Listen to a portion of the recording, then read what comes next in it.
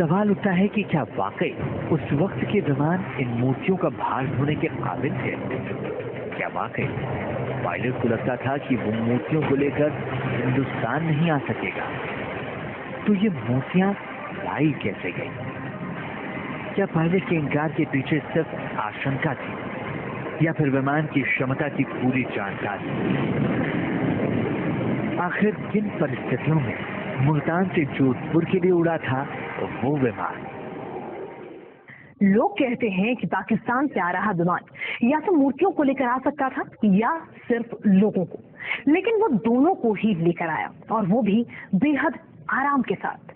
तो आखिर उस वक्त कैसी आफत थी जिसने पायलट को भी जोखिम लेने पर मजबूर कर दिया?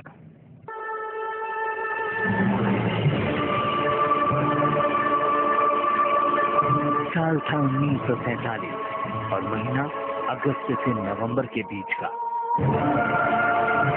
तब हिंदुस्तान और पाकिस्तान के बीच अंग्रेजों ने बंटवारे की आग लगा रखी थी और बंटवारे के बाद पूर्वी पश्चिमी पाकिस्तान से लेकर पूरे हिंदुस्तान में शुरू हो चुका था धरती का सबसे विभत्स पलायन। ये दौर था प्रचंड लालच और विपत्त का हिस्सा था। एक ऐसा दौर जिसमें एक वतन से दूसरे वतन के लिए रुख करने वाले लाखों लोगों को मौत के घाट उतार दिया गया।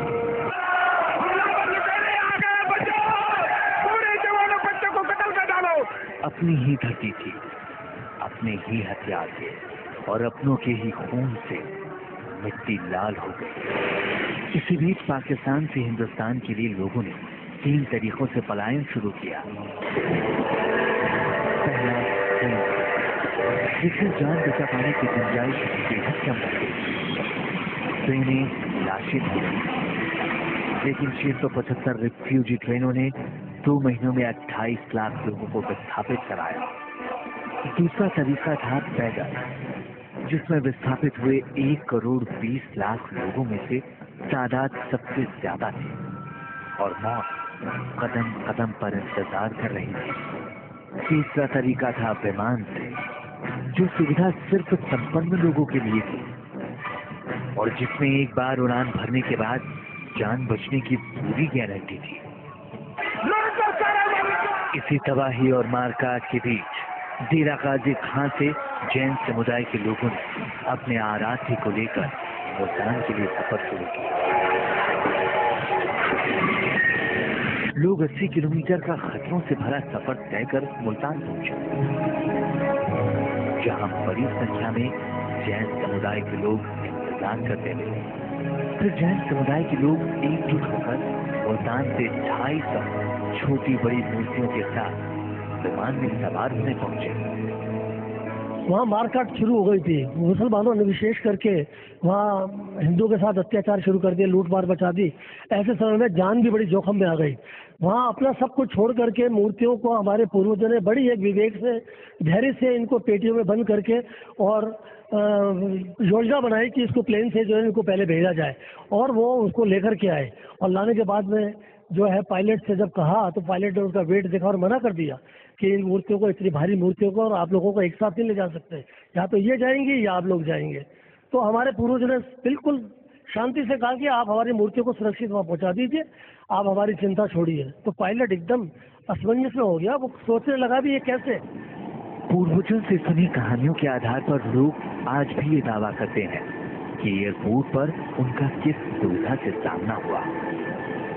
पायलट ने मूर्तियों के भार का अंदाजा लगाया और ऐलान किया कि या तो ये मूर्तियां जा पाएंगी या फिर यहाँ मौजूद लोग, लेकिन जान पर आस्था भारी पड़ी।